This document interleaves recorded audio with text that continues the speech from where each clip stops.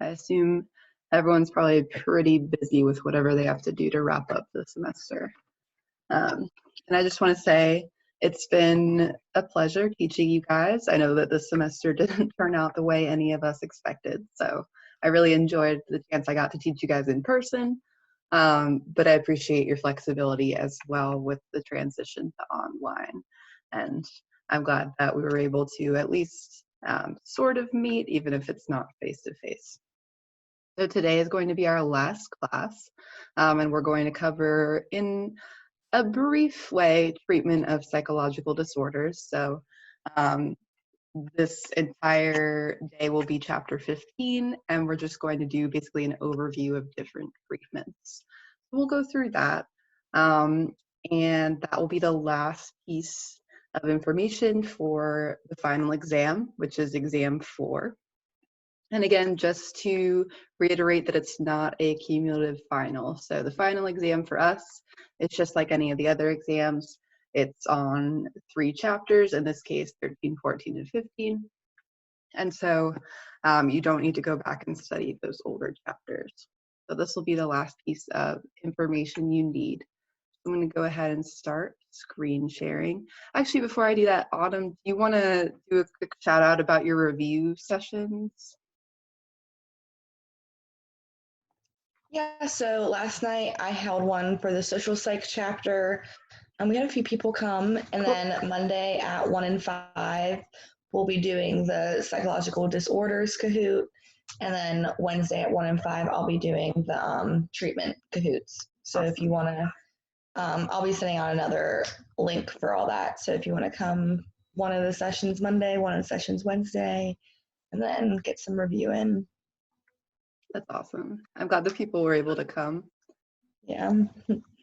Okay, so I have my PowerPoint on D2L this time. So I guess I'll just share my whole screen here. Okay.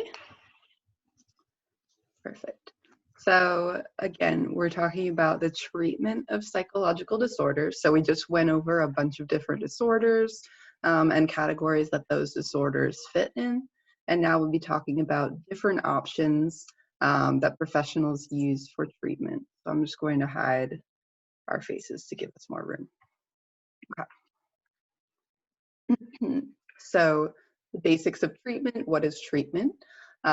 We have therapy, and I'm sure you guys, if you haven't experienced therapy yourself or have someone you know that goes to therapy, you've probably heard the term psychotherapy or therapy or counseling. And this basically means to cure or heal. And therapy is meant to reduce distress in individuals and help improve their ability to function in daily life. So if you remember back to the last chapter when we talked about these different psychological disorders, they all involve some sort of clinically significant difficulty in functioning in your daily life. So it's affecting someone's life negatively. So therapy is meant to help reduce that distress and improve that daily life function. And therapy isn't necessarily limited to mental health disorders. So you can go to therapy for relationship issues, something maybe like a big decision or a change in your life might cause someone to go to therapy or seek counseling. You can seek group counseling or couples therapy if you have either maybe a marriage issue or some other sort of family dynamics issue that you would like to seek counseling for. So you don't have to have a diagnosed mental disorder to seek therapy. And we're going to talk about 2 different overarching treatment types: psychopharmacology, which involves medication for psychiatric disorders, and then psychotherapy, which is also known as therapy or talk therapy or counseling. You can call it a lot of different things, but they all basically mean therapy. So before we get into that, this is a little bit of review from, I believe, the first chapter where we talked about different jobs in the field. So who provides treatment? When it comes to actually prescribing medications, that's going to be mostly done by psychiatrists. And if you remember, psychiatrists are medical doctors, so they have an MD or a DO. And they are medical doctors that basically specialize in psych. They go to medical school, and then they have a specialty area in psychological disorders and psychological functioning. So psychiatrists or medical doctors, they're licensed to prescribe medications. Sometimes they also practice psychotherapy. They don't have the same sort of background in therapy as a psychologist would. So they might provide some counseling to their patients, or maybe do some clinical interviewing, get to know what's going on in that client's life. But it's not going to be the same type of ongoing psychotherapy as you would see a licensed professional counselor for. So psychiatrists prescribe the drugs, and psychiatric nurse practitioners can also sometimes prescribe medicine. So these are nurses with advanced training, and in some states they can prescribe psychiatric medications.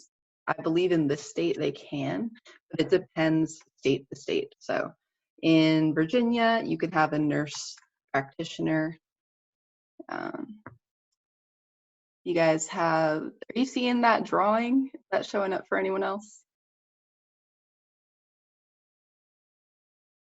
Or is that just on my screen? I don't think I see a drawing. Okay. I wanted to check and make sure we didn't have someone that wasn't in the class in here. So it was popping up as a, like a whiteboard drawing, and I just wanted to make sure that that wasn't anyone. Okay, so maybe only I can see that. Anyways, back to our screen here. So psychiatric nurse practitioners can sometimes prescribe those medications. So that's the medication side of things. And then we also have the psychotherapy side of things. So we have psychologists. And again, if you guys remember, they'll have that doctorate in psychology, and they can have a PhD or a PsyD. Those are both doctorates in psychology. A PhD is usually slightly more research focused, and a PsyD is a little more practice focused, but they're both doctorates. And a psychologist can diagnose and treat psychological disorders. So all of the disorders we just learned about would be diagnosed by a psychologist. There is a research component to those degrees. So psychologists need to be informed about up and coming evidence in the fields, about different disorders, about different treatments. They need to be informed about what is the best treatment for a specific disorder, etc. And they provide that psychotherapy, that talk therapy. And so they usually specialize in one of several different areas. You can be a clinical psychologist, a counseling psychologist, or a school psychologist. And so clinical psychologists are often what we think of when we think of a psychologist or a therapist. Counseling psychologists can do almost all of the same things career-wise. So there's a lot of overlap between clinical and counseling. Both can treat and diagnose mental disorders. Counseling psychologists often have an education that's just slightly more socially and contextually based. So they focus a little more on the environment and what is going on in that person's life on a societal level. And then finally, school psychologists, as you might imagine, study to work in schools with children. So those are sort of the main specializations that you can go into. And we also have clinical social workers. So this is a really great flexible degree if any of you guys are interested in pursuing mental health counseling as a career. So clinical social workers get their Masters of Social Work, but they can also provide psychotherapy, and sometimes they do advocacy work in the community. So clinical social workers actually make up a good chunk of the mental health providers in the US, 60%. So it's actually the majority. And again, it's a very flexible degree. You don't have to get your doctorate. You could stop at your master's. So it's a good option if you're interested in being a therapist, but you don't want to go through all of the research requirements of getting a PhD. And clinical social workers focus on how mental health in individuals functions within that greater community context. So there's a little bit more of that environmental community focus. And they try to solve these problems within the community. So psychologists and clinical social workers are both providing that psychotherapy side of treatment. Okay. And it's important for any of these professionals, any of the categories that I just talked about, to be sure they're providing evidence-based treatment. So you wouldn't just provide whatever sort of therapy you happen to think would work. They're going to do research as part of their training and part of their education on evidence-based treatments of psychological disorders, and they're going to use treatments that have been shown through research to be helpful to people. So there's certain standards for treatment. For medications, medications have to go through the FDA to be considered safe.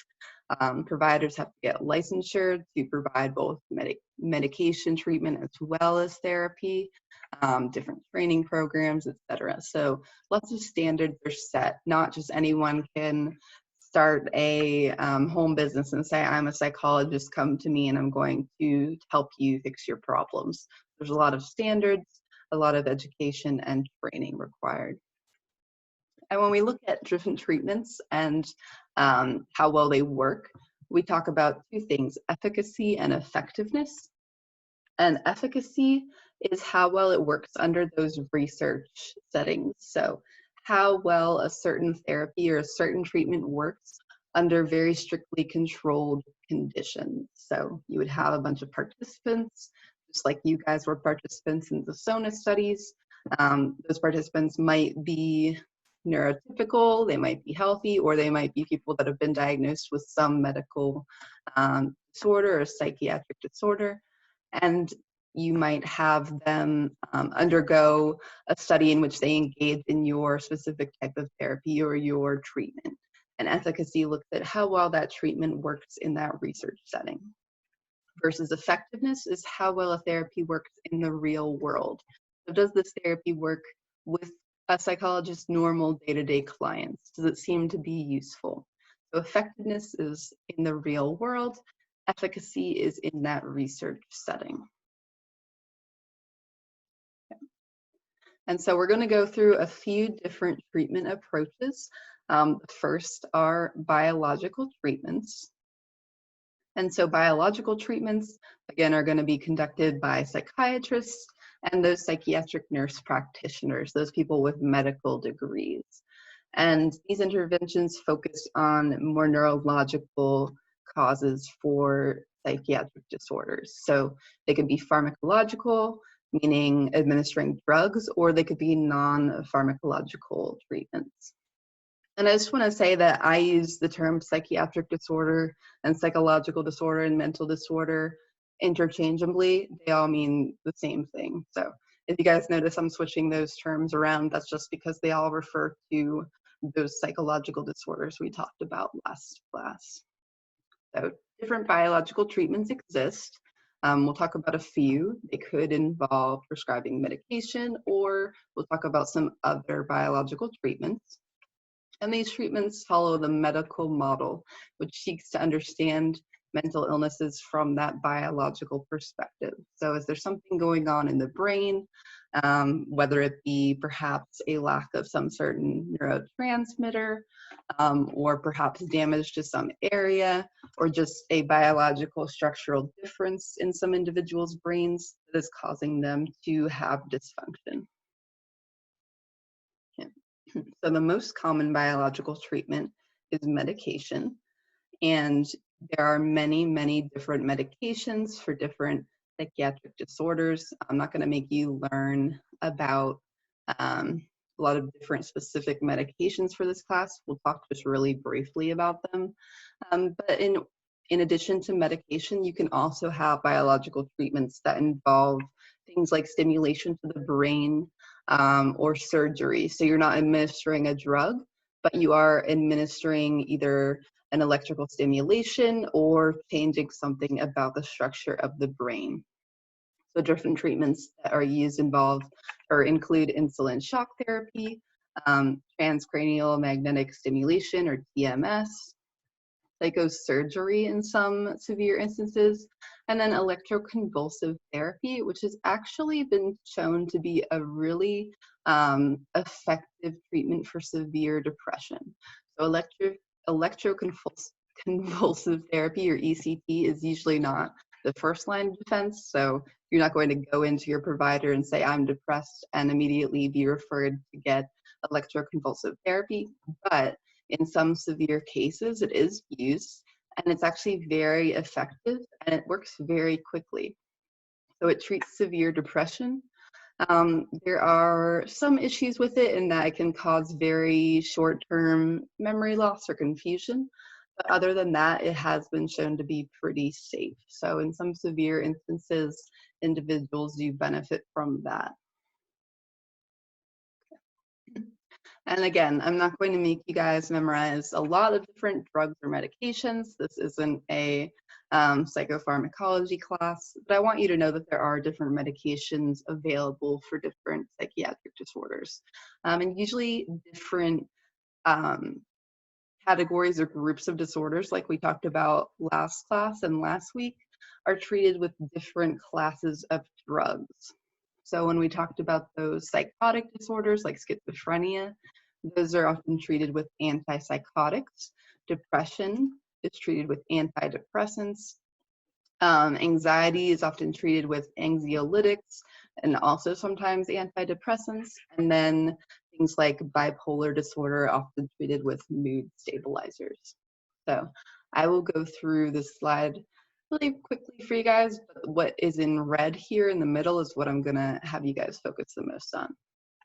So antipsychotics are a type of drug used to treat psychotic disorders, and there are older and newer versions of this class of drugs. The older drugs had a lot of side effects and a lot of issues. Those were the typical antipsychotics. Atypical antipsychotics are a little newer, although they still have some pretty severe side effects. And these are often prescribed for that psychosis and schizophrenia, and sometimes even bipolar if it's coming with those psychotic symptoms. And these tend to work by decreasing dopamine. So on a very broad general level, schizophrenia has been associated with too much dopamine. So these drugs work to decrease dopamine. And that atypical, that newer type of antipsychotic, is less addictive and has a little bit less severe side effects, but both have significant side effects to the point where antipsychotics are only used when necessary. Antidepressants are probably some of the most popularly prescribed drugs, and you guys might know someone on some of these or might take some of these yourself. And there's a lot of different types. So we have monoamine oxidase inhibitors, those are MAOIs, tricyclic antidepressants, and SSRIs. Those selective serotonin reuptake inhibitors is what SSRI stands for. And there's some other types that I haven't listed on this slide that you guys don't need to worry about. And these are thought to correct chemical imbalances of neurotransmitters in the brain. So basically what I want you to know about this for the exam is that depression is sometimes in this medical model thought to be caused by chemical imbalances. And again, we talked about that biopsychosocial model of there being different causes for disorders. So there might not only be a chemical cause, but it could be a combination of a chemical imbalance in the brain associated with some sort of disturbance in functioning or some negative life event. And that might also be combined with a genetic predisposed risk for depression. So all these things put together might be the cause of depression in an individual. But we can use drugs to target that chemical cause or that chemical risk factor. So SSRIs are the most effective and the type of antidepressant with the fewest side effects. And these are usually prescribed first. So if you go to the doctor seeking medical treatment for depression, SSRIs are often that kind of first line of defense, the thing they're going to try out first. And that's because they have a lot of research to back them, the fewest severe side effects, and they tend to be pretty effective. And you guys have probably heard of some of the most popular SSRIs. They include Prozac, Paxil, trying to think of another one, Celexa. If you've ever heard of any of those drug names, those are all SSRIs. And SSRIs work by blocking that sucking back up of serotonin into the neuron. So it stays in that synapse, that space between cells longer, and it hanging out in the brain longer is what researchers think is helping it treat the depression. So I've highlighted this in red because I think it's more important for you guys to know about than some of the other stuff on this slide. So if you're going back through and studying, I just want you to worry about SSRIs and not these other specific drugs. But we'll go through the others really briefly.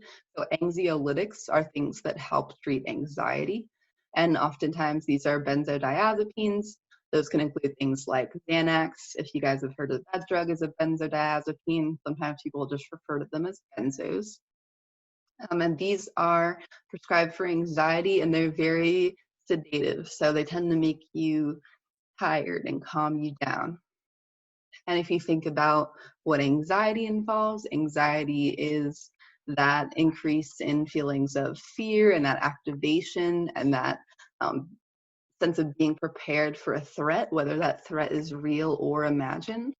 So if you think about what would treat anxiety and treat that fear and that overactivated state, probably going to be drugs that calm you down and sedate you. Unfortunately, benzos can be highly addictive and they can lead to overdoses. So prescribers are often careful when prescribing benzodiazepines and when prescribing them for the long term. So often people will prescribe them for just a month along with some other medication and then wean the individual off of these benzodiazepines. And long-term use can also be associated with kind of the reverse effects that you would want. So aggression, agitation, panic, things that are going to be more similar to the symptoms you're trying to treat.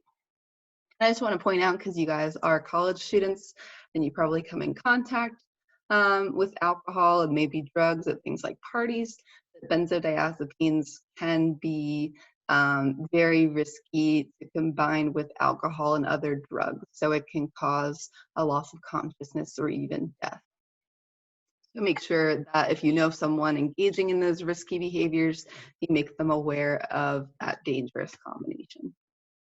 And then finally, mood stabilizers, which are used to treat things like bipolar disorder. And these are typically, when I say mineral, the mineral is lithium. Lithium is a drug typically used, or sometimes some anticonvulsant drugs are used. And these help manage that excessive euphoria that goes along with mania and that reduced need for sleep and grandiose thinking and everything that goes along with those manic episodes in bipolar. It can also reduce feelings of aggression and agitation. And again, lithium is the one that's most commonly prescribed. It can be lethal in high doses though, so if you are prescribed lithium, doctors will have a close watch on you to monitor levels of different chemicals in your blood and make sure that you're staying safe. So again, those are just some different drug therapies for psychological disorders. And medications don't necessarily cure the disorders. So when you're using a medication, you're treating the symptoms. So for example, with anxiety, with that sort of fight or flight activated state, when you prescribe a benzodiazepine, you're treating that symptom and you're providing relief of the symptoms. You're not necessarily helping with the underlying cause for the disorder or the types of thought that are involved in constant worrying about the future. So medications aren't going to account for other stressors in the individual's life. There's sometimes a risk of addiction. That really depends on the medication. They can be costly, especially for individuals without insurance. So some people would benefit from medication but cannot afford it.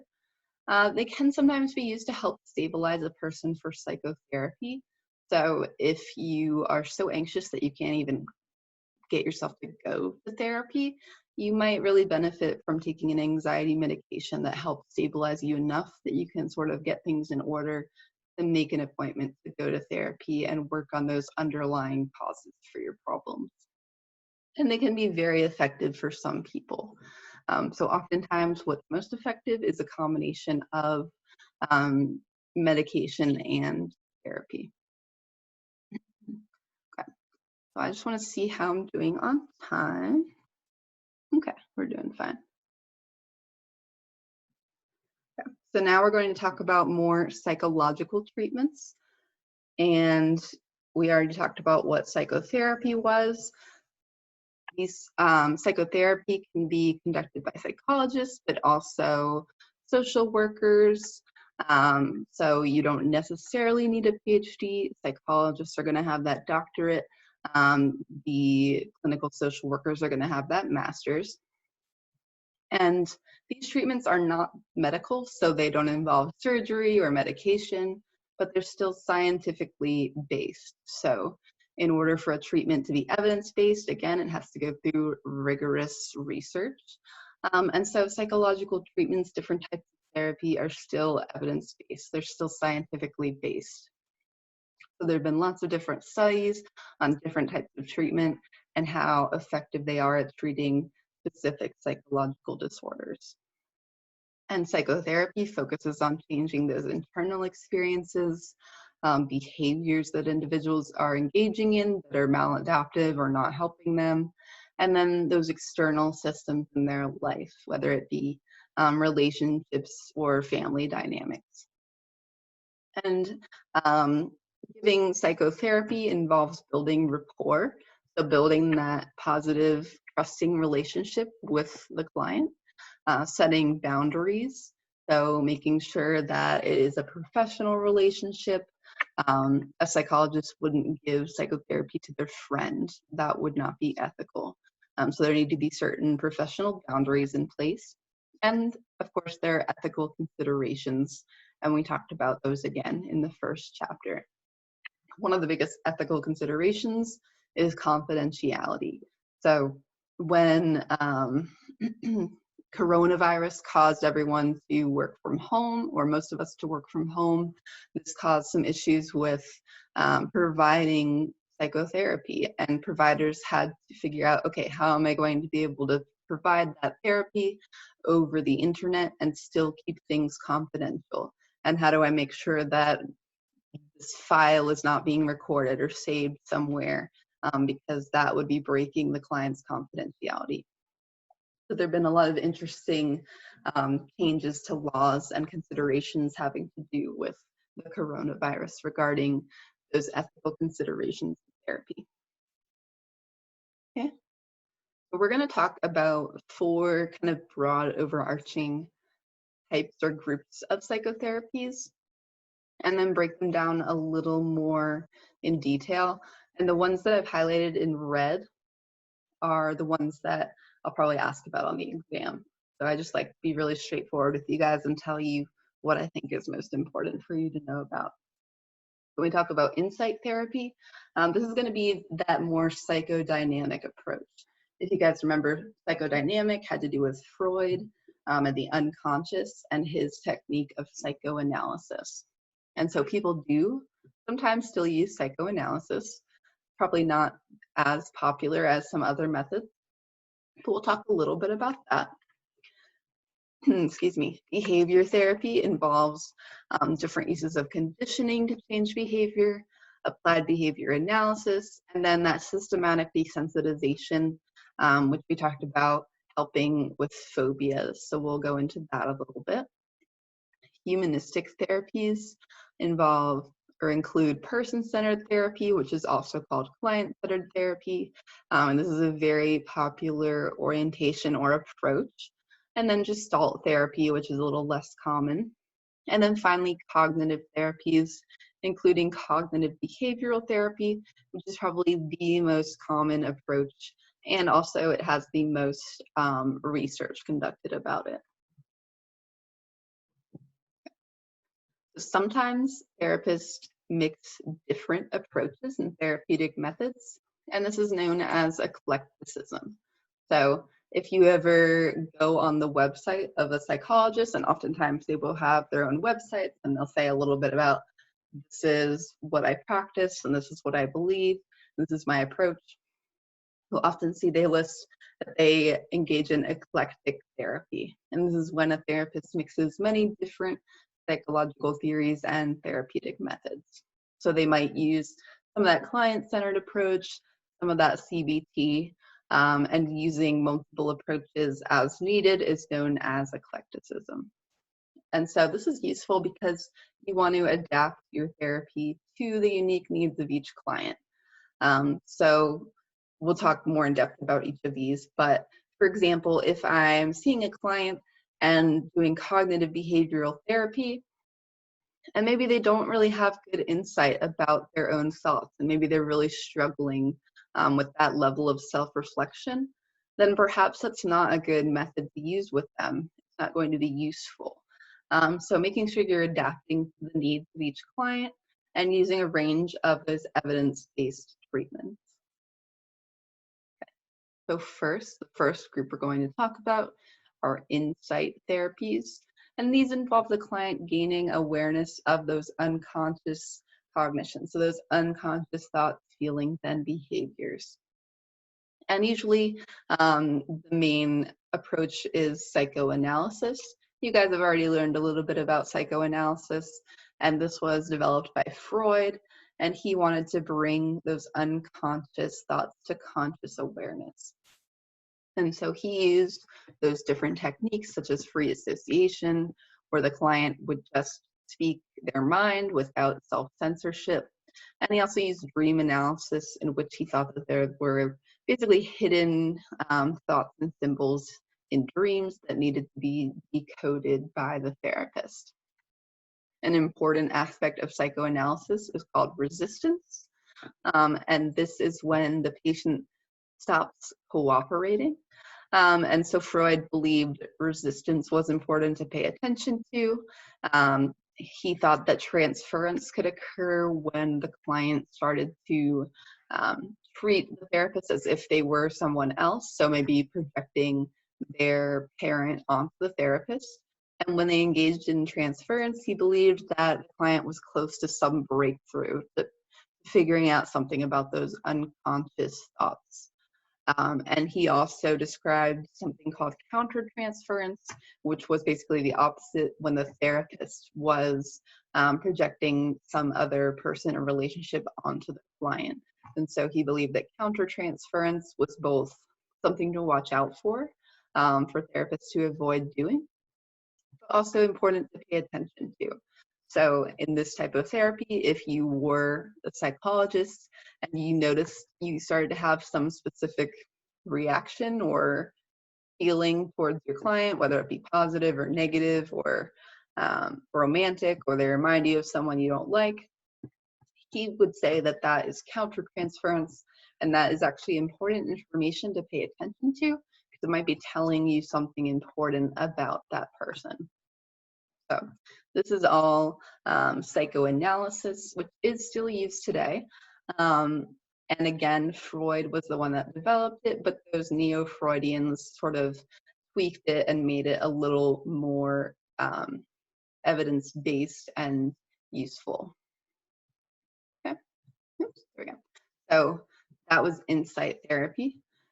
The next category is behavior therapies, and these focus on modifying our behaviors. So very, very different from insight therapies that are trying to get to some deep, dark, hidden, repressed thought. Behavior therapies are just saying, okay, we engage in a bunch of different behaviors. Some of these behaviors lead to negative outcomes. We're going to focus on modifying those behaviors to change those consequences. So operant conditioning, you guys already learned about in the learning chapter. And so this might involve contingency management, where rewards are used to reinforce more positive behaviors. And again, remember, if we're reinforcing those positive behaviors, they're going to occur more in the future, and this is going to help shape the person's daily functioning to be more positive and to have better outcomes.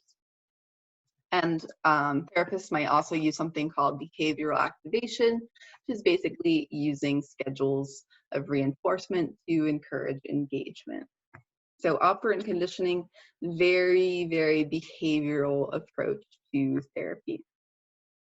There's also something called applied behavior analysis, which is somewhat popular, You can specialize and get a master's in this, I believe.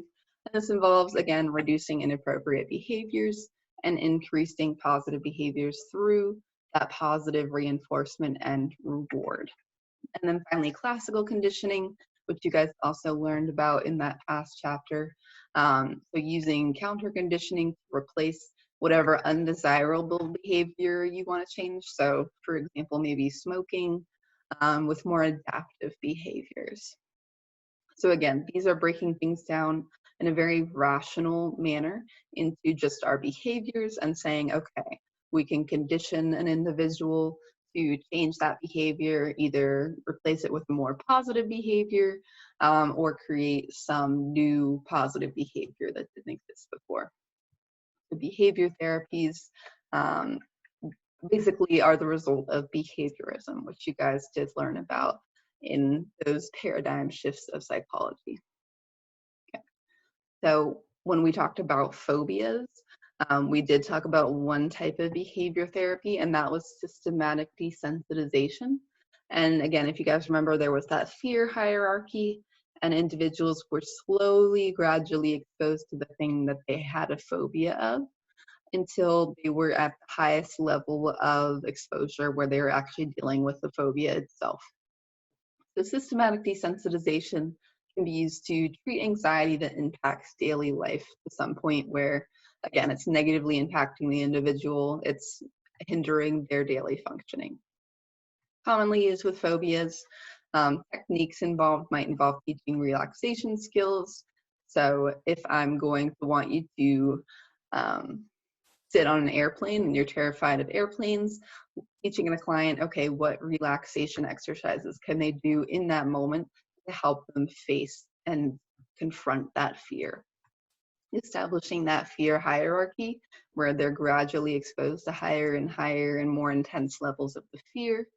Imaginal exposure, so literally using the imagination to visualize confronting that fear, and that can sometimes be a less extreme version of actually exposing oneself to the fear. And then in some cases, flooding, which involves exposing oneself all at once to that fear.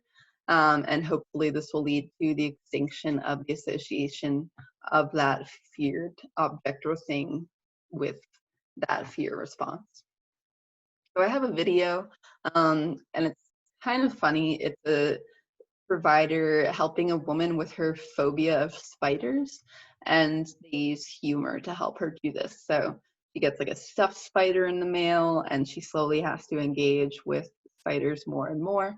I'll post that on B2L just in case any of you guys are afraid of spiders and you don't want to watch that. That'll give you guys the option whether or not you want to. So then our next category are humanistic therapies.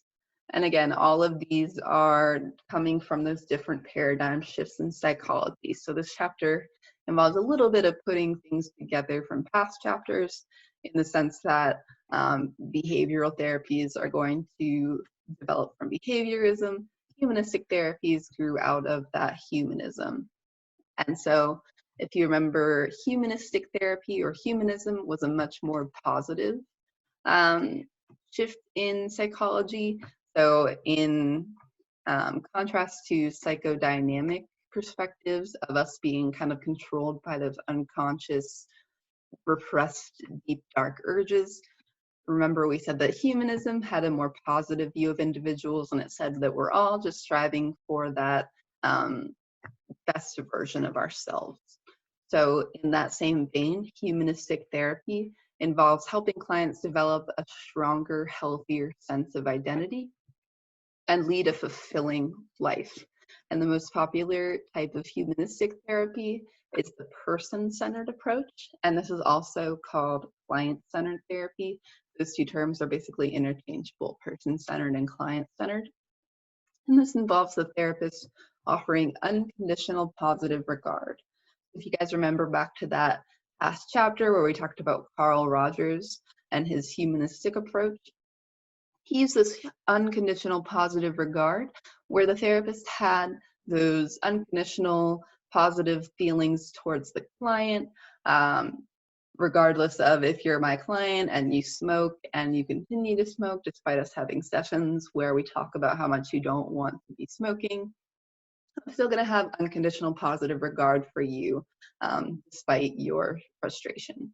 So this helps build a very positive and trusting relationship between the client and the therapist. The therapist is going to show genuine empathy. So kind of immersing themselves in what the client is feeling to help understand and guide the therapy. The therapist is genuine, they're authentic, they genuinely care. And it's non-directive, so they're going to focus on whatever problems the client wants to focus on. So let's say I'm the therapist and I have a client come in that is drinking quite a bit, but they come in because they're having problems with their girlfriend. And they want to focus on those problems with their girlfriend. They've mentioned their drinking habits, but they don't really want to work on that. They don't want to change that right now. In a non-directive type of therapy, I'm not going to tell them, hey, we should focus on your drinking. I'm going to follow the patient's lead and focus on what they want to use the therapy session for, which would be the relationship with the girlfriend. So person-centered therapy involves showing a lot of empathy, putting the therapist putting themselves in the client's shoes, offering that unconditional positive regard, and sort of having a more positive, equal relationship with the client. Another type of humanistic therapy that is less common, but still used, is Gestalt therapy. And it's a little less gentle and happy than person-centered therapy. I don't want to say it's not happy, but there's a little less of that support and a little more of pushing the client. And the clients are pushed to express all parts of themselves and examine those parts. So Gestalt therapy is still helping the client develop a stronger sense of self and elevate themselves to that self-actualization. But person-centered therapy is going to be the more gentle, empathetic version. Okay. And then finally, we have cognitive therapies. And these type of therapies teach thought management techniques to help change negative thinking patterns. And cognitive therapy is very, very popular. This is an approach a lot of therapists use, and they often combine it with this person-centered therapy on the last page. So one approach is called the ABC approach, and this is different from the past ABC that we learned in this class. So I don't want to confuse you guys. This is a completely separate group of ABC words. So this ABC approach involves A, adverse events, B, beliefs, and C, consequences. So according to this approach, some adverse event happens, whatever that may be, and it triggers a negative response. B are the beliefs that we have associated with the event, whether they be positive beliefs or negative beliefs. And then C are the consequences of those beliefs. So our emotional or behavioral outcomes to those beliefs. And so this approach often involves examining those beliefs in the B, and then saying, how can perhaps we change those beliefs to help alter these consequences? Cognitive therapy also involves examining individuals' cognitive distortions, and these are exaggerations or misperceptions of actual life events. So common cognitive distortions are all or nothing thinking, which is sometimes called black and white thinking, discounting the positive, and catastrophizing. So all or nothing thinking might be someone that is very perfectionistic and conscientious, and they want to get all A's in their classes this semester. And they think, okay, if I didn't get an A, I basically failed. So that would be an example of all or nothing thinking, where even if they got the B, they view that as a failure, versus perhaps a more rational approach would be thinking, okay, I didn't fail, I got a B. That's better than average, but still pretty good. Discounting the positive is another common cognitive distortion, and this might involve only viewing one's failures, but never thinking about one's successes.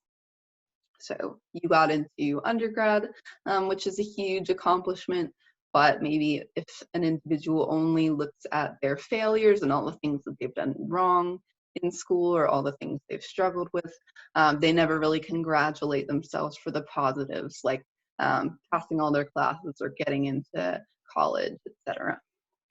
And then catastrophizing would involve basically expecting the worst case scenario and thinking that things are going to be the end of the world. So again, I'm just using school as an example, catastrophizing, saying, if I get a C in this class, it's going to be the worst thing ever and I'm a failure.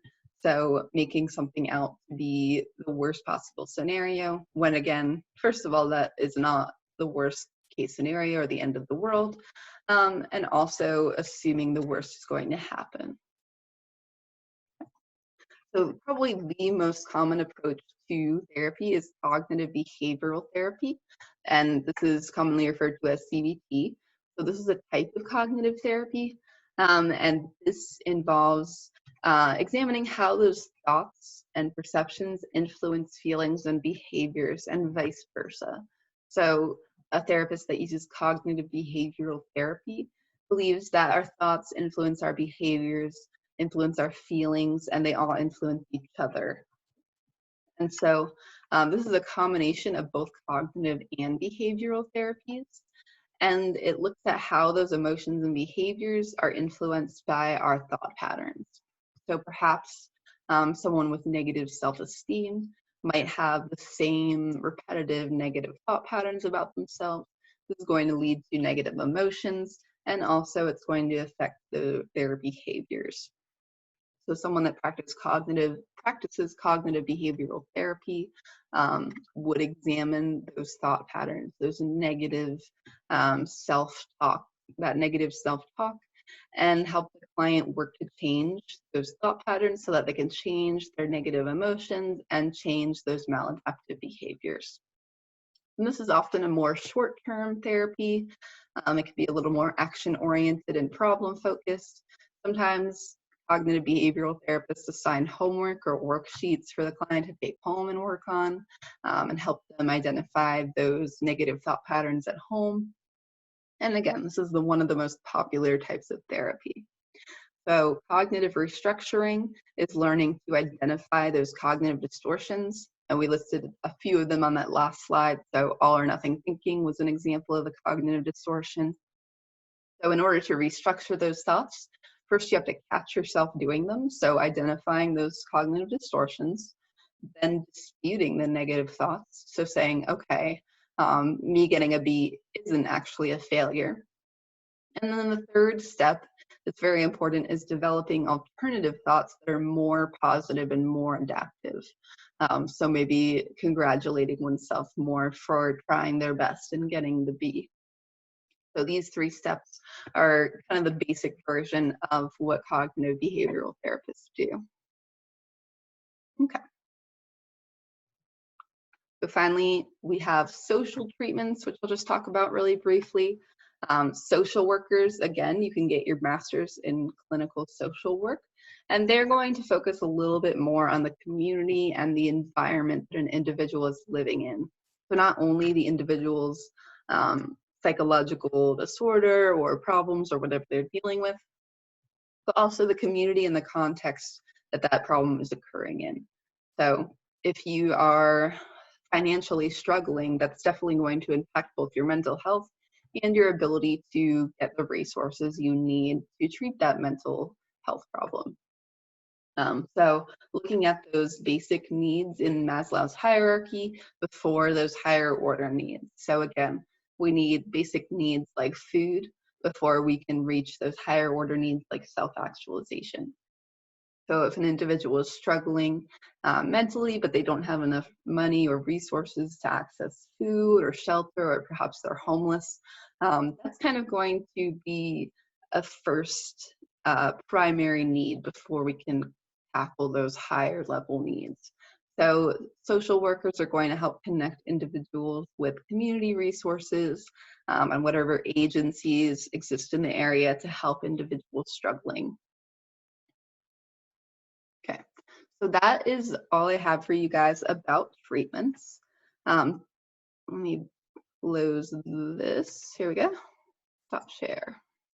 Okay. So I have one in the chat. Will the exam be open notes? Yes, it will. So the exam will be the exact same format as exam 3. The only difference is you guys technically have 2 hours because we have a whole exam period block.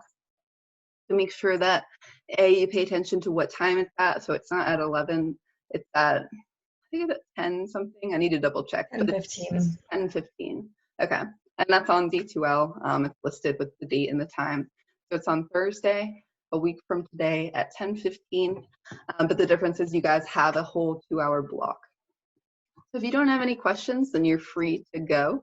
But I'll stick around for a second and just make sure. And you guys have a great vacation. Kind of a weird transition into summer, honestly. Okay.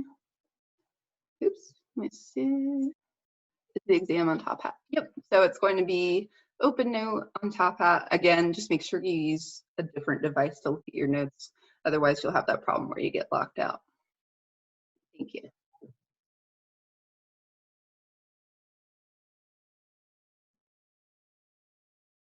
Okay, any other questions? Cool. I guess not. All right, well, thank you. And I appreciate you doing those review sessions. I think that's really great that people went. I'm really glad that they did. I'm going to stop recording before I